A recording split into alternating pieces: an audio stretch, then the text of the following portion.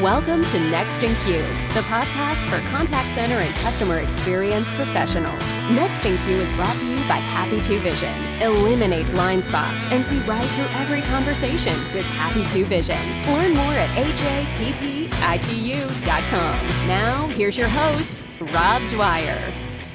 Welcome, everyone, to another episode of Next in Queue. Joining me today is Brett Jones, VP of Product at ItsaCheckmate. How you doing, Brett? I love that you did like an Australian accent with that. Every time I think of our name, I think of like the more like the Italian chef, like ItsaCheckmate, but it's a horrible stereotype, but yeah, that's great. Both of us offending people right out of the gate with bad accents. It's not even been 45 seconds and we've completely offended two entire demographics. So welcome. Yeah. Welcome to the show. All of my Italian and Australian listeners, please write to us and tell us how awful our accents are, because they truly are awful. Sorry about that. So, Brett, we're going to talk about what you're doing today. But before we do that, I always like to get a little bit of background and learn about, kind of where you got your start in this business. But before we do that, I want to know if something were to happen to Justin Hawkins' voice, are you ready to step in?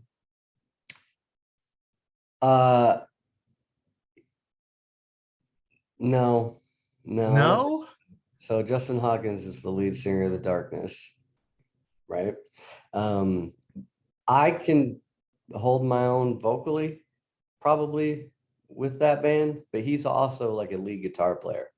So that dude can play, he can shred. Mm-hmm. So he can. I doubt logistically they would want to pay a new singer and a new guitar player to replace one man.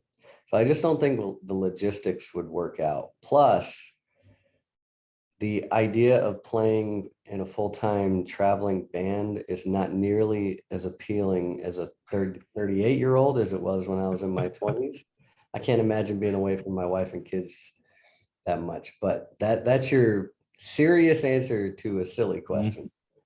Yeah, no, it really is. So, my best friend is also in a band, but he is also an adult with kids and a relationship and all of the things that go with that. And there really is a big difference between the full-time band thing and just kind of doing it on the weekends and here and there. I'm not going to make a general statement about everybody that plays in a professional band. I'm only going to speak about the people that I know that play in professional bands that travel and they're gone. I don't know any of them that have the kind of relationship with their wives and kids that I do. So it just doesn't seem appealing. When you're young, you get a lot of your self-worth out of playing in front of people and getting that gratification. And the older you get, those things aren't nearly as important. So I would, if something crazy came along, I'd be silly to say I wouldn't be like, oh, that's kind of interesting and have a conversation. But it's just not. I think that season of life has passed. I will say playing in a cover band, which I currently play in like a 90s hip hop rock and roll cover band, is just enough to satiate that music side of me and get to play a lot and get to play in front of people. But I'm home every night, so, we play probably 84, 85 times a year, and which is a lot, but we're not going to travel. Somebody asks us to play and it's like over 2 hours. We're like, we don't think so. I want to be able to get home tonight. Yeah, exactly. Yeah. And so plug for the band, name of the band. The Lone Rangers. So you can find us on www.thelonerangersstl.com. We're in St. Louis, Missouri. We play 90s and started kind of like doing like alternative and grunge, and nobody dances to that. So this is our 10th year, so we've kind of turned into a like a hip hop dance type of band, which is just more fun. It's Yeah, just a lot more fun. People seem to enjoy that more. So those rap songs have a lot of lyrics, though. A they lot of do. lyrics. Yeah, and sometimes you're navigating certain words, and you've got to swap something out with like homie or fella. So that gets a little dicey at times. Yeah, I imagine that you have to uh, customize the lyrics sometimes for you. Yes. Yeah. Yes. Well, that's awesome. So let's get to the real deal. Not that we couldn't spend a lot of time talking about 90s hip hop music because that's near and dear to my heart. But let's talk about how you got into just kind of into the professional world of non-band money making. Well, it's a long story, as I'm sure everybody you talk to has a long story. But I'll say like the way I got into like a real job was I was touring with a band, and my girlfriend at the time, who's now my wife, was paying all of my bills and supporting me on the road. And finally, like I came home for a break, and she's like, "You need to go get a job." And I was like, "Fair enough. Like that's a reasonable request." So I went to a call center, which we worked at together, and Mhm. that was, I don't know, 15 years ago, 16 years ago. And then it was kind of one of those times where I got into management there, and realized maybe I was good at other things other than music. And so I did the call center world for uh, 12 years, 13 years, something like that. And when I left, I believe I was senior operation manager over two different programs, um, with a lot of responsibility, but I felt like it hit my ceiling.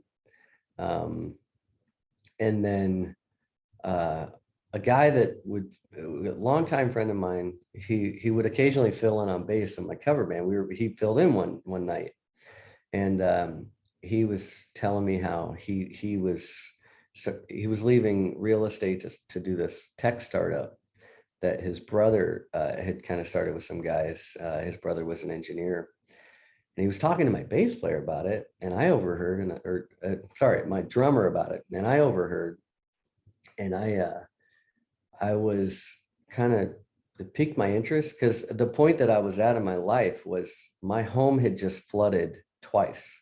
So we were homeless. I was literally living with my in-laws. So we lived in a floodplain in Arnold, Missouri. It flooded. We lost everything that we owned.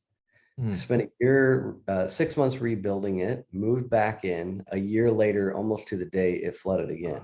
Lost everything we owned again. So we were living with my in-laws, and I was in this place where professionally I'd kind of hit my ceiling in the call center world. And personally, I was like, what gives? Like, I can't catch a break here. So I was I was at one of those weird places professionally where it was like, it was the worst time to take a risk, but also the best time to take a risk. Because how much worse Mhm. can it get? Like when a lot of times professionally, you're like, I can't take a risk because I don't want my kids to be out on the street. I don't want, and we already were. So it was kind of like, even if this fails, it can't be any worse. So it was a really weird time because I was doing well in the call center world, but I knew I was in my mid to early 30s. This was 6 years ago. And I knew that at that point, I was behind where I felt I needed to be personally. Um, and I was basically starting over like to the same place I was in my early 20s. And it was like for me to catch up and exceed my personal goals, I've got to take a risk because where I was, I love the place, love the people, but I was kind of at my ceiling because anytime you don't work remotely, you really need to either move or somebody above you needs to move, quit or get fired or get Right. promoted, to be an opportunity for you. So took a risk, started at ItsaCheckmate 4 years ago. And at the time, I was like the fifth US employee. We had a small Indian team, and started there doing like support. So went from managing, I think, 650 people to spending all day on my cell phone in WhatsApp with restaurant operators doing support. With me and this other guy, we were the entire support team. Did that for a year. And that first year, if anybody's worked in the tech startup space, it was insane. I mean, people always think I'm exaggerating when I say that we were working 100 to 120 hours a week, probably. I mean, we wake up at 7 a.m., go to bed at 1 or 2 a.m., all day long, 7 days a week. I mean, it was insane. I took a call while I was trick-or-treating with my kids. We went to a pumpkin patch, and I spent the entire time on my laptop, while the kids were, out looking at pumpkins. I mean, it was, people have worked harder than me for sure. But that year, I'm glad we had it because it set a foundation for what we were doing. But that was insane. Just trying to like get your footing. At the time, I want to say we had like 300 locations.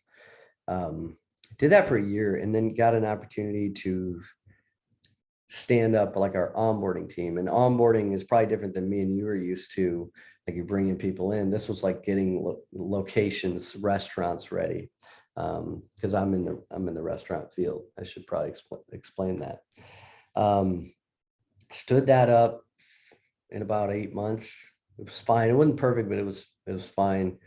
And then as I was head of onboarding, what ended up happening is I was constantly working with the engineers in our team to like develop tools for onboarding and develop tools for like the support team, because we didn't have a concept of product. And I was like the liaison between what people needed and and I would translate to the engineers in a way that they could understand. And our CTO at the time was like, hey, why don't we just make Brett like a product manager? We'll just call him a product manager. So that's what they did. And that was almost 2 years ago, maybe a year and a half ago. And it was like a explosion went off as far as realization goes. It's the absolute perfect job for my personality type because it's like writing a song. I mean, product is writing a song. Play a G chord, then a D, and then a C. Probably be better if we did G, C, D, but that's overdone. So maybe we'll do G, E minor, C. Okay, that's interesting. Okay, so is this the verse? Is this the bridge? Is this the chorus? And then you're layering things in. I know that's a cheesy analogy, but the parallels were uncanny because when you're a musician, it's equal parts creativity and execution, right? You got to be creative, but then you have to execute and like actually make this thing make sense and be consumable to an audience. Product is very, very similar. You can be creative, you can come up with all these crazy ideas, but then you have to live in the real world of like what you can do with 3 engineers in a month's timeline. So from that perspective, just absolutely worked perfectly with my brain and how I work. Stood up a ton of tools. At that point, we started to explode as a company, not because of what I was doing, just collectively. Hired a few product managers, moved to director of product, and then just last 2 weeks ago, promoted to VP of product. So it's been really, really interesting to go step into a role that I had no experience with, find out that I was a good fit for that role, and then have to learn all the nuts and bolts of that role, like the red tape, what a PRD looks like, what an MVP is, and what a sprint is and how to do basic Scrum. Learning a lot of that stuff on the fly has been quite insane. So that's my overall story. Took a big risk 4 years ago, but I really had nothing to lose. And I just couldn't be happier where I'm at in the particular role that I'm in right now. I think product is a very under talked about role. And I think it's an interesting place in the industry for people to go to whenever they're not quite sure they want to be an engineer, but they're also not quite sure they want to manage a million people. It's interesting. So yeah, that's my long rant of how I got to where I'm at today. I got I think under an hour. I want to just so our listeners understand. So the product, right? The core, and could certainly jump in if I'm off base, but the core product is an integration for restaurants to tie in a lot of these orders that come through various delivery services into their POS, their point of sale, so that everything is centralized and it's in the same place that it would be if someone just walked into the store and placed an order, whether it's at a counter or sitting at a table, whatever the case may be, right? Yeah, pretty close. I mean, that's a great explanation. I'd say the original problem that we were solving 4 years ago is that when delivery started to explode, is that a restaurant has a DoorDash tablet, an Uber tablet, a Grubhub tablet, a Postmates tablet, and they've got all these different tablets there. And then they've got to say, hey, John, what I need you to do is I need you to stand there and watch all these tablets. And when an order comes in, I need you to take the order off of that tablet and then manually enter it into the POS so that the kitchen can make it. So what our core product is, which is kind of table stakes now, is through APIs and webhooks and things like that. We send all of those orders from all those sources directly into your POS. No human being has to sit there and key anything in. So it's more accurate, it's faster. You can, luckily, a lot of people, when we first started, we're like, oh, well, that's just a way to cut employees. Well, no, there's always a need. I mean, I don't know if you've been to a restaurant lately. There's always a need for workforce in the restaurant industry. It was a way for them to reallocate that person to something else. So we found that traditionally saves a lot of time, saves a lot of accuracy, does save money, but generally by reallocating the workforce elsewhere in the restaurant. That's what the core product does. So you can take this wall of tablets and just shove them in a drawer, and those orders are going to go through into your POS perfectly. They're going to print like a normal order would print in the kitchen or whatever station that you have. In the last 4 years, though, that's become fairly table stakes. A lot of people do that now. I think at the time there were maybe two companies, maybe three that did it. At the time, I feel like we were the ones that did it the best. I know we are now. Now we've gone and we've migrated to where we want to be a one-stop shop for restaurant integration technology. So that could be like accounting. Imagine if you're a restaurant, you've got to do your accounting. You've got to download a report from DoorDash, from Uber, from Postmates, from Grubhub, and they all call something different. One calls it revenue, one calls it gross revenue, and it's like making heads or tails of it. A lot of people just write it off and then they move up about their day. Do a journal entry. So we've got a new product out there that's accounting reconciliation, where we take all of these reports, consolidate them into one easy to use thing so that you can make your journal entries, and boom, boom, boom. It makes that a lot easier. And then dashboards, self-service onboarding tool. We have a partner portal. So that this is, analytics. So this is really snowballed into, if you're a restaurant, you can come to our company, and not only will we obviously integrate your orders, we'll also help you manage your menus. We can import those menus directly from your POS and then push to your ordering platform, so that you don't even have to worry about your delivery services. You set it up one time, and then when you change something in your POS, within 5 minutes it's changed on all of your ordering platforms through the use of, again, webhooks and APIs. The idea here is that managing your delivery services should not be a full-time job where you have to hire somebody to do that. Like, we can get you set up, and then if you mark a hot dog out of stock in your POS because you had to do that anyway, within 5 minutes, the hot dogs on your DoorDash, Uber, Grubhub menus are going to be sold out. and like magic. And when you mark it back in stock, it's back in stock. So just trying to make lives easier, because the way that our industry has gone is delivery has really saved a lot of businesses during the pandemic. Whenever they were all closed, I don't remember the exact number, but it was like, I think 60 to 70% of revenue was coming from delivery during a certain period. I think that's normalized a little bit more now, but the delivery has exploded. Now there is a whole counter argument to that, where deliveries charging too much to the restaurants, and they're taking advantage. I try to stay agnostic to that. However, I do know for a fact that there are restaurants out there that without these third-party delivery services would have closed their doors during the pandemic, and they were able to make it through. So because that's become such a huge revenue stream for these restaurants, and it's such a massive project, what our company does is we make it easy. You use us. There is about 2 weeks to get onboarded with us, because we want to make sure that your menus look good, that we understand your settings and how you want things to print. Do you need tips to go through? Do you support delivery? Do you support pickup? Various things like that. But once we get it set up, my goal as the product manager, the VP of product, is I want you to forget we exist. Right. We're a middleman.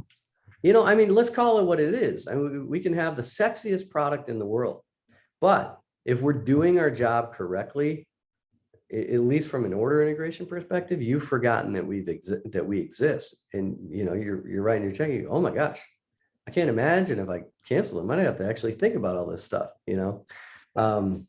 So we're getting into some more products where like we don't want you to forget that we exist. They're more like frontline, but if we do our job correctly, then everything just works like magic. And you can't. It's kind of like talking to my 80-year-old grandpa, like who grew up without indoor plumbing. You can't remember what it was like before you had it. So that's the longest short of what we do and what we're getting into. Yeah, it reminds me, I was a baseball umpire for nearly 20 years, and that was always the compliment that you wanted at the end of the game. Like no one noticed you. If no one noticed you, you had a good game. That was. You can say the same thing about bass players. Yeah. I'm getting in so much trouble on this. Yeah, Travis, that one's for you too. So I want to ask you about a couple of things. Sure. So number one, were you doing the onboarding piece when the pandemic began? When it first began, I was probably transitioning over into product. Okay. So like, what kind of stress did that put on you guys? Because obviously, right, you're a restaurant technology provider whose primary focus, particularly then, is on streamlining delivery, and then delivery blows up. It was insane. We had a backlog of like, it was like, I don't remember exactly what it was, but there was a backlog. We did everything that we could to reallocate resources so that we could onboard customers faster, because we out of nowhere, like in a startup, you're like, you want to do business with us? Like, what do you need? And that was the pivot point. I think it was already about to happen in the life cycle of our company, but the pandemic forced our hand to be like, okay, now things have changed. And to clarify earlier, I think I was already in product at that point, because we were already starting to work on our self-service onboarding tool. So, and this has been my baby for like the last, I'll say, year and a half, is when, back when I first started, to get started with us, there was like 20 different calls that you had to take. Some of them were like an hour long, 2 hours long. We were doing test orders, all this different stuff. And we wanted to build a tool where a restaurant operator could create a log in, and then onboard themselves at their own speed and their own leisure without having to take 20 different calls, without taking any calls, like self-service. So we had started that project during the beginning of the pandemic because we were just getting overloaded. And we sometimes we look at other places, not even in our industry, just like best in class experiences like TurboTax, because it's very similar. You're taking something extremely complicated, like setting up a locations menu and pushing it to all these different sources, and then importing those the payload of an actual order back into the POS. You're trying to do that without a phone call. Well, if somebody built a system where you could do your taxes in the United States and it's fairly simple to do, then we can do that. So we were so overloaded, we had to figure out like, how can we get more customers onboarded without tripling our workforce? So what we looked at was, this is probably a 1.5 to 2 year project. We're about to wrap it up. Like it's mostly rolled out. Like we've rolled it out in pieces, but we're about to wrap it up. By the end of July, it will be completely done. But we had to look, and we had to figure out like, how can we lift the biggest burden the fastest off of our onboarding team?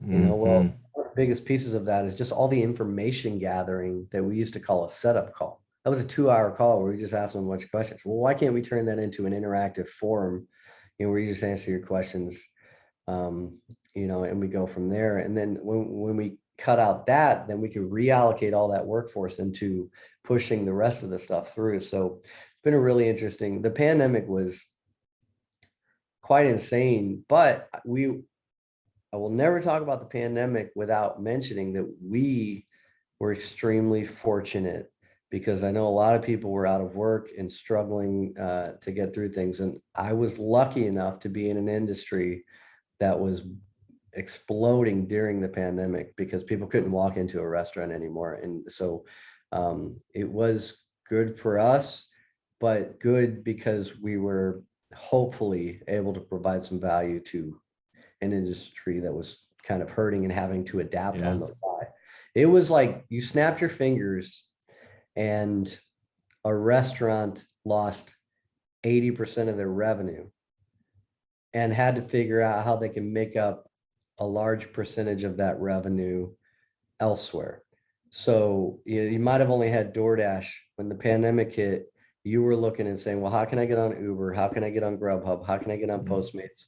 And how can I do this, increase my revenue as fast as I possibly can? So I don't know, the pandemic was nuts. Yeah. And certainly it's a small margin business, right? Restaurants.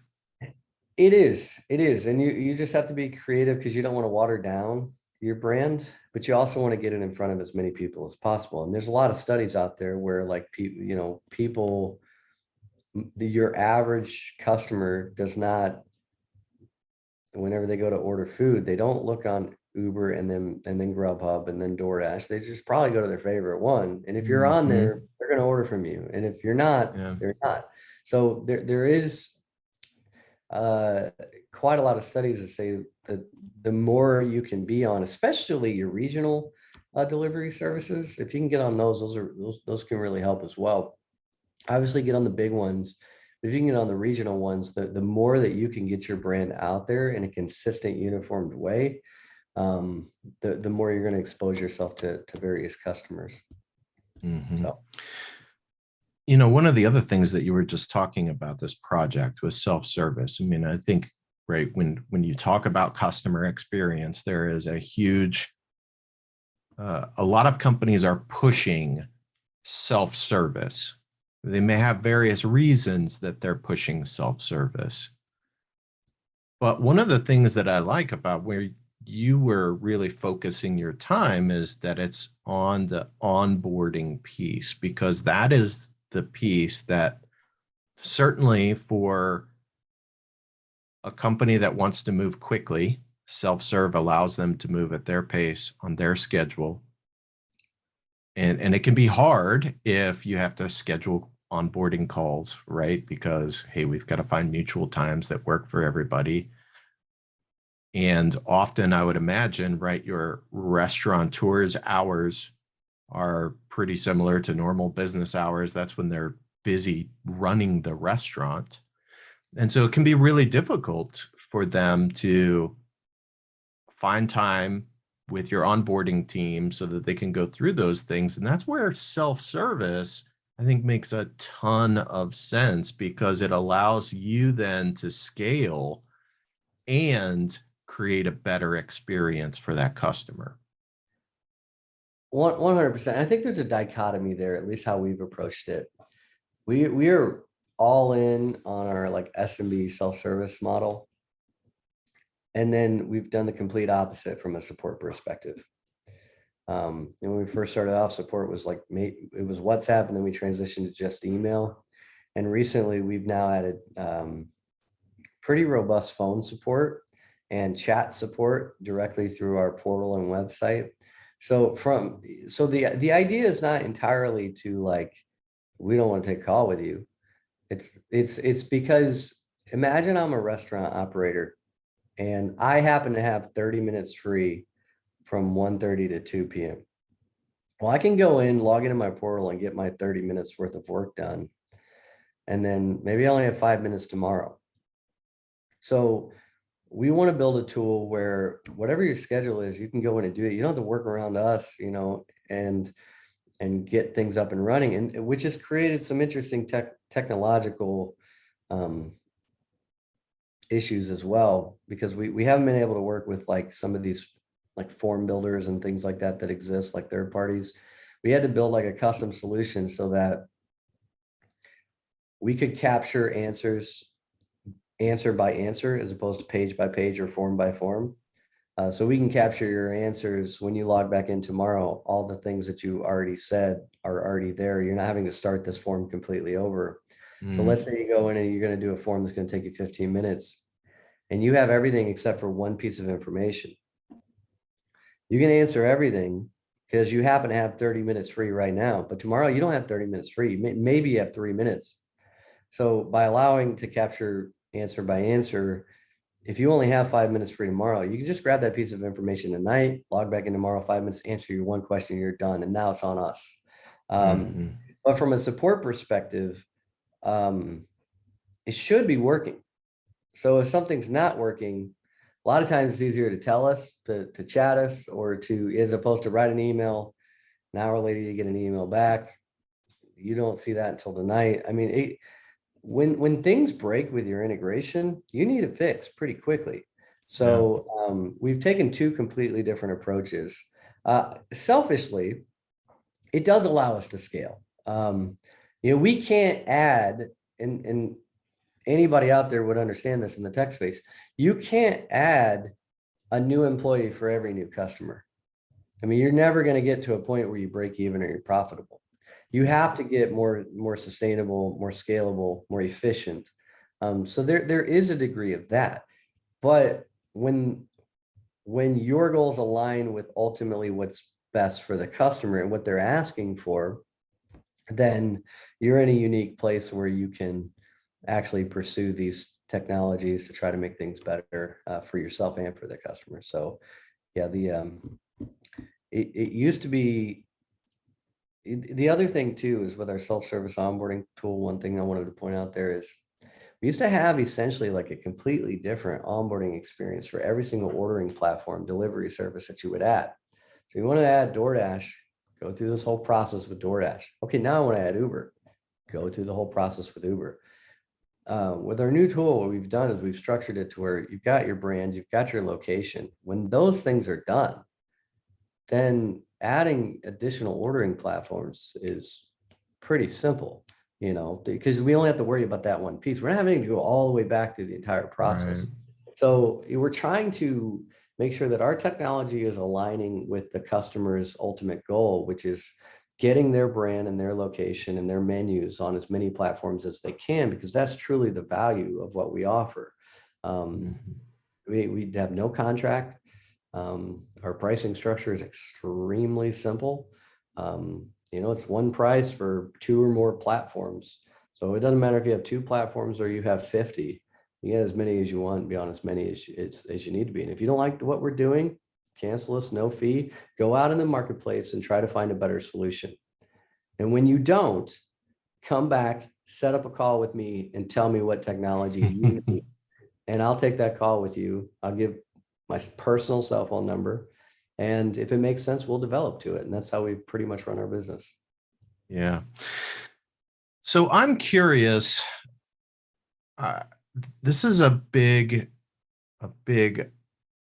change in a lot of ways, right? You go from a contact center managing literally hundreds of agents, very structured work in a location, although I think you supported some work at home at times as well.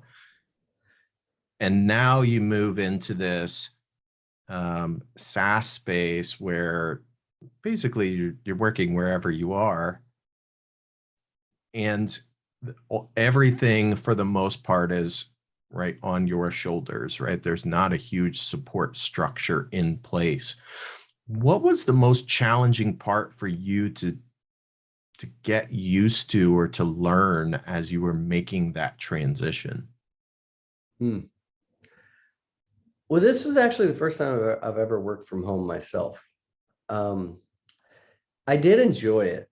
When I first made that switch, I was like, this is great.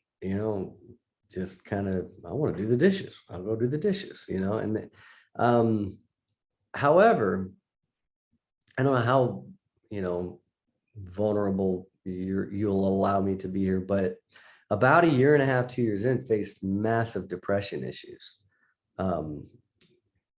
Now I have learned, contrary to what some people may think that know me, I've learned that I'm an introvert, which means that the way I understand that is that I get energy off of being alone and I expel energy whenever I'm around other people.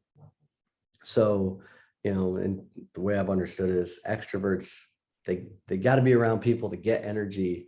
I'm not that way. I do like to be alone. However, whenever I was not leaving the house and then the pandemic hit, I wasn't ever leaving the house. And I started to get fairly depressed. Like I'm sure a lot of people did during the pandemic. Mm-hmm. But it was weird because I was already coming out at maybe that burn off time of like working from home, where I was like, okay, this is starting to lose some of its coolness.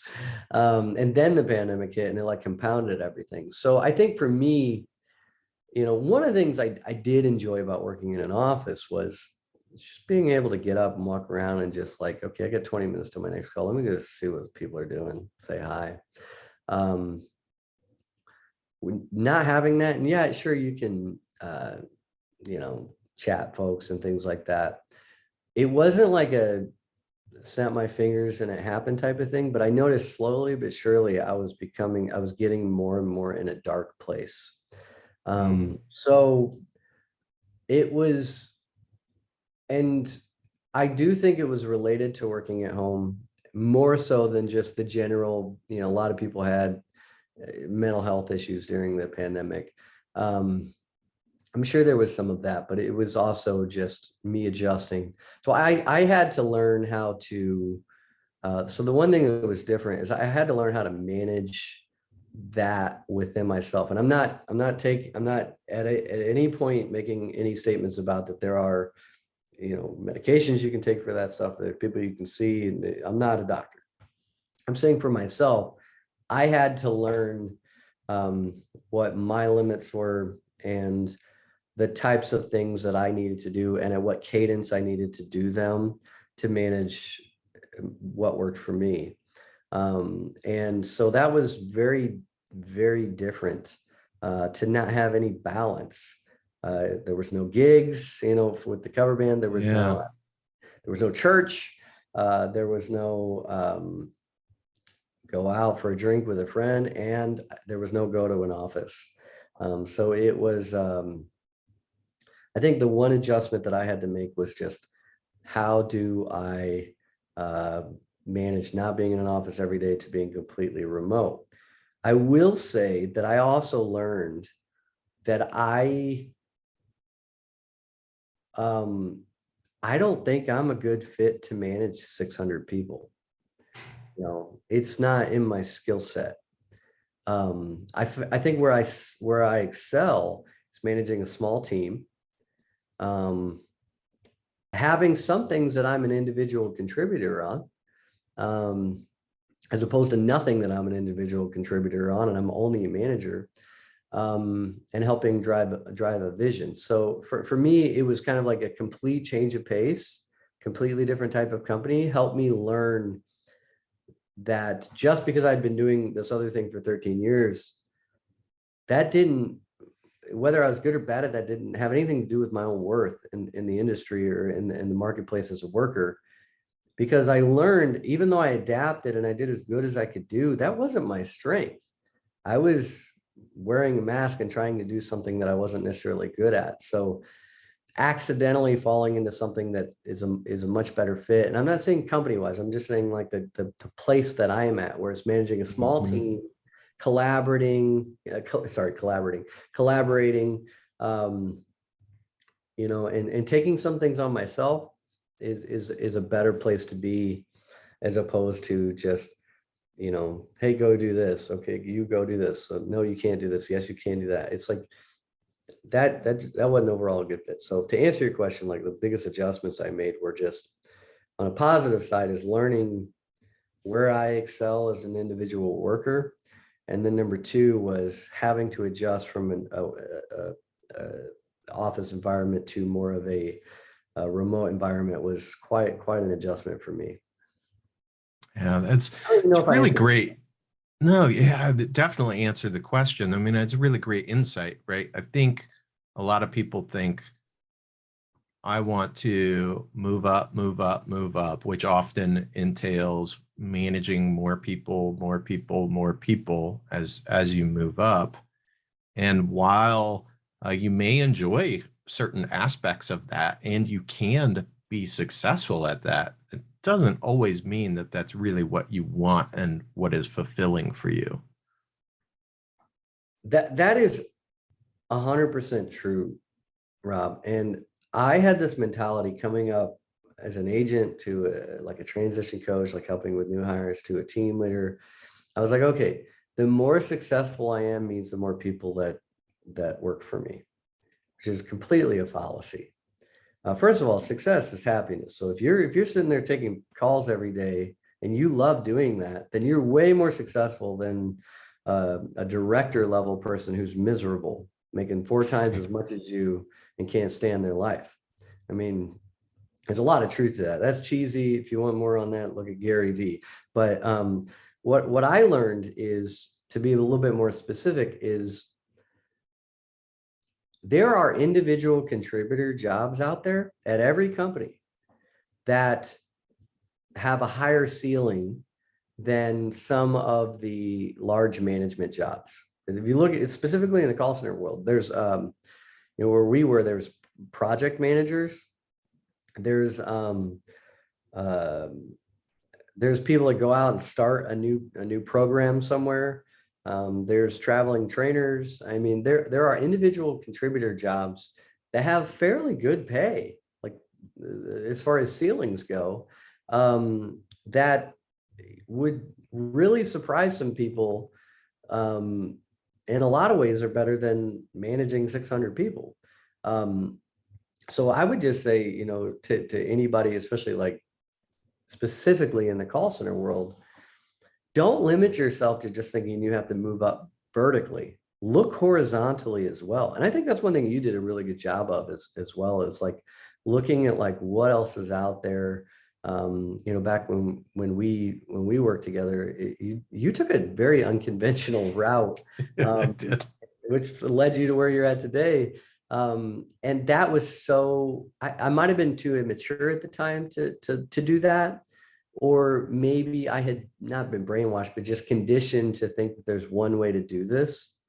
Or maybe it was ego of just thinking, well, the more people that work for me, the better I'm doing. I can brag about that to my parents. I mean, I don't know what it was, but I'm very lucky in the sense that to some degree, my hand was forced to try different things. And whenever I didn't have 30 meetings a day about somebody's PTO or why they were mean to another employee, I realized that my happiness level went up substantially, even though I didn't have as much responsibility or, as much clout. I had to take a hard look in the mirror and just think that, like the things that you equated with success are fictional. They're not real. And I know it's a cheesy conversation, but it really made an impact to how I approached my overall career, because I started to then not limit myself to management types of positions. And I started to look at more individual contributor type of positions. And I think there's an interesting hybrid there, where there's also these positions where you work with a small team and you lead a small team. And that's really fun too, because you can say, hey, we got 5 things that we got to work on. Of these 5, is anybody particularly passionate about any one of these? Oh, I am. Okay, why don't you take that one? This one was kind of interesting to me. Anybody mind if I take this one? Yeah, go ahead. Like, that's a really fun environment to be at personally. So yeah, I'm just rambling. Yeah. Your rambling is good rambling. Something else that I wanted to talk to you about, because I think you may have some interesting insight into this. And I always, I see this probably more often in contact center worlds than I see it in other worlds, though I haven't been in a lot of other worlds. But you worked with your now spouse while you were in the contact center. And I wonder, like, what's the best part of that and what's the worst part of that?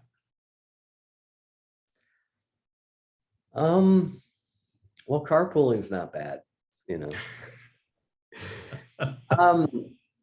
No, I genuinely like my spouse. I think she's cool. So being around her a lot was very fun. And I mean, overall, it was a good experience.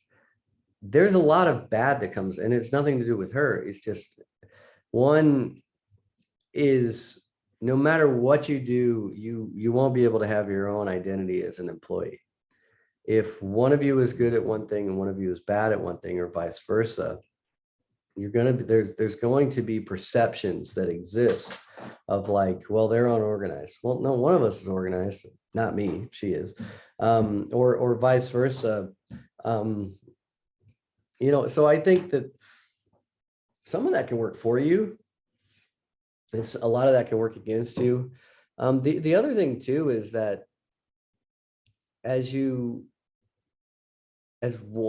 like, I started to become maybe a little bit more successful at the time, just getting promoted, and things like that. And it can be a little hard to see, like, whether it was her or me, and we're both doing well now. This was years ago. But it can be a little challenging to maybe feel bad if you're going in different directions as far as career wise goes. And then the other thing, I think the hardest thing was whenever I saw that there were things that were happening to her that I felt were unfair as her spouse. It was really tricky, really dicey sometimes to try to draw that line of like, what can I say and what can't I say within the workplace. So trying to stay like even keel. Like, if I saw like a situation unfolding, I was like, man, you're getting the bad end of this. It's like the only thing that I can do in that moment is just be a good husband. Or try my best to be. But I can't take matters into my own hands, because then I'm borderlining on, well, I am being unprofessional. So it's tricky. It's very tricky. I think the best situation for spouses or brothers and sisters, my sister works at the company that I'm at right now. We actually have quite a few siblings, surprisingly, is get in different departments. Don't work together like on the day to day. If you can do that, then you can have your own identity, and you're not tied together, but there's still occasionally something to talk about at the dinner table at the Red Lobster for somebody's birthday, because it does also get annoying whenever like all of your conversations revolve around work, which at one point in my marriage, that was probably the case. So yeah, I would say it's tricky. It's not impossible, but you have to be very above reproach. And you can't be putting yourselves in positions where people are going to think that, well, he's only doing that because he's married to so-and-so, or she's only acting like that because of this. Yeah, if you're mature enough to do it, do it. But if you can, try to get in different departments. It'll help a lot. Yeah, I think that's great advice. I see, right, those relationships, and they can be a variety of relationships, right? It could be a different family member, like, you know, sister. I've dealt with that with my kids, actually. And so trying to navigate that, right, it can be tricky, and you just have to be hyper aware of how much involvement you have at work, and make sure that, right, I'm not doing anything differently than I would do with anyone else as it relates to our work relationship. I'll say one thing though, because I promised myself I would say one unpopular opinion on this talk today.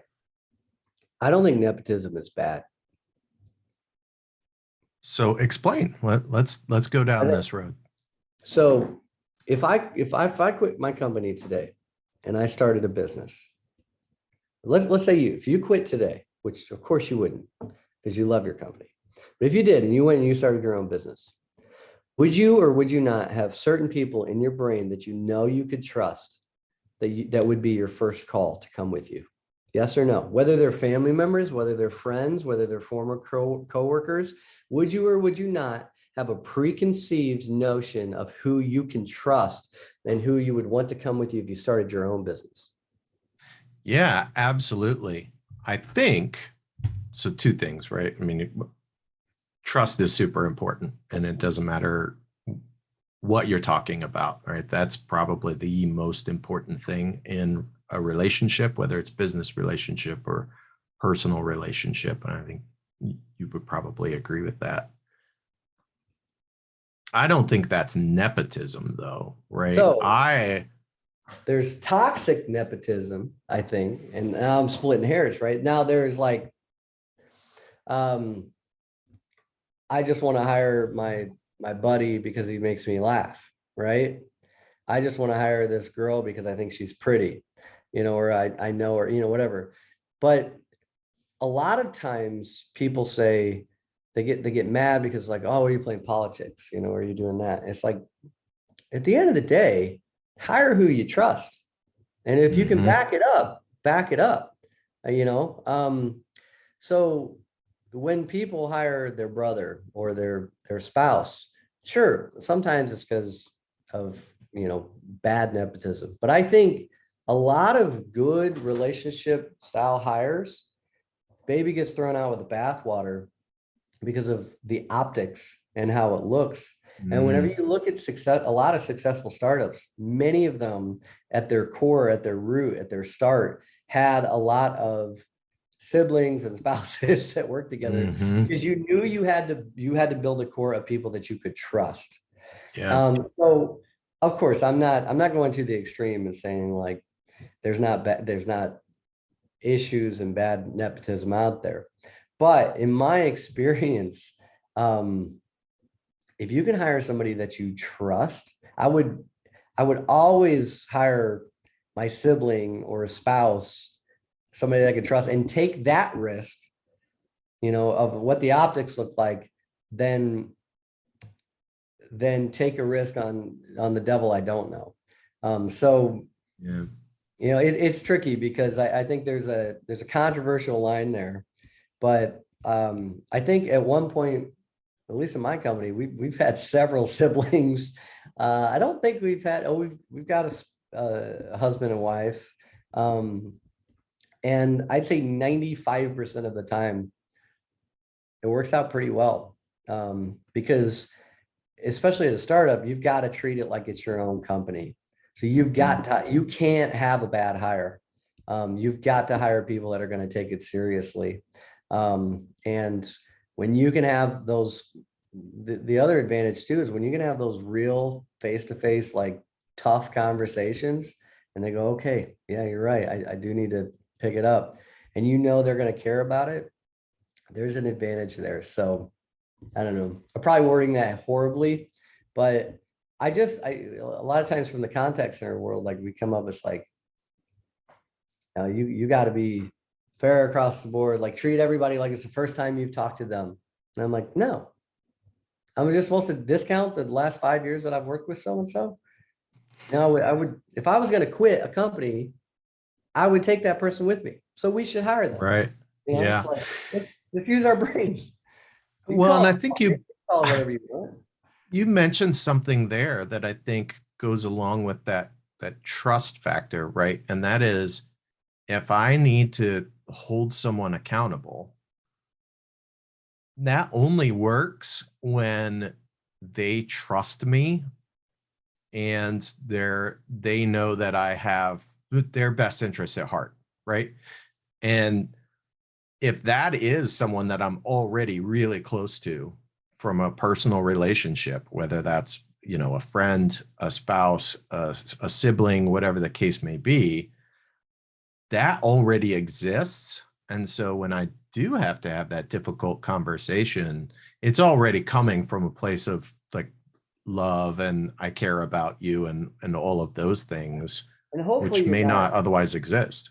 Hopefully you're not in the same department. Like hopefully you're not hiring them and being their direct supervisor. If you can avoid that, like if this department over here needs somebody, it's like, hey, I got somebody for you. I trust them.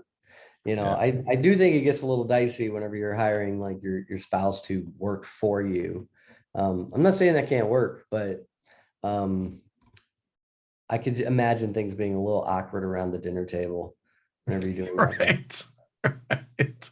So you're not meeting your goals this quarter, honey.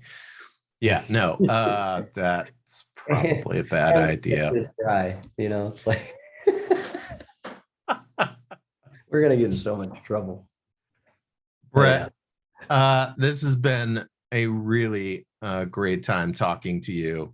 Dude, it's good to connect with you again. Yeah, absolutely. It's been way too long. I think probably 6 years actually since we last talked. In a minute. So keep up the great work, exciting stuff that you're doing there. And thank you for generously agreeing to spend some time with me today.